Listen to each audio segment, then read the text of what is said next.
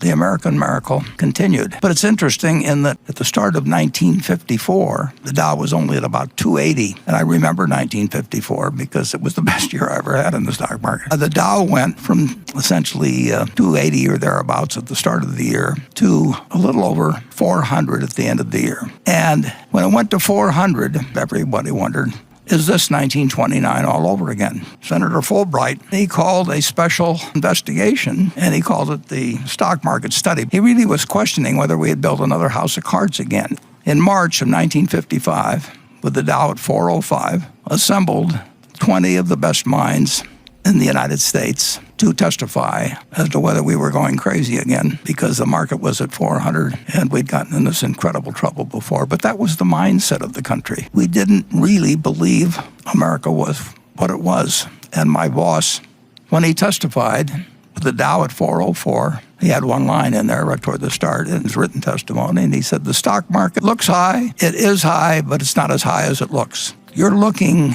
at a market today that has produced $100 for every dollar. All you did was had to believe in America and just buy a cross-section of America. You didn't have to read the Wall Street Journal. You didn't have to look up the price of your stock. You didn't have to pay a lot of money in fees to anybody. You just had to believe that America was intact. Nothing can stop America when you get right down to it. The answer is never bet against America.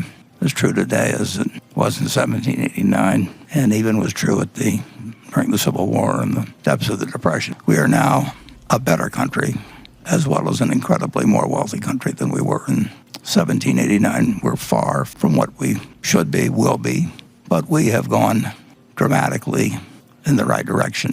Now, the interesting thing is, this paper from 1942, since then, there have been 14 American presidents. Just since my young venture into the stock market at 11, I've lived under 14 of the 44 presidents the United States has had. Now they call Trump 45, but they count Grover Cleveland twice. So there's really only been 44 presidents of the United States.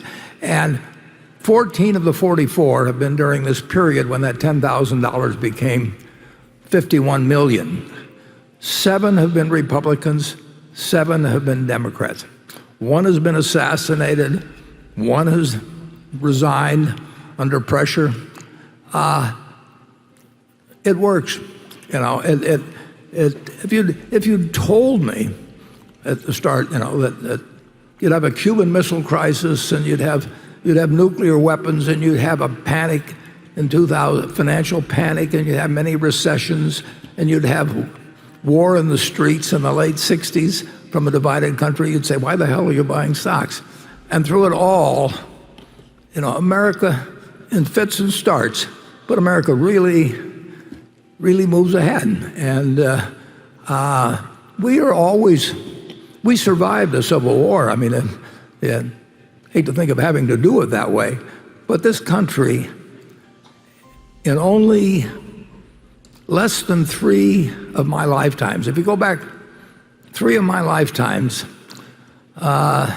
you go back 263 years, I guess, and Thomas Jefferson is 12 years old, and that's just 3. And there was nothing here.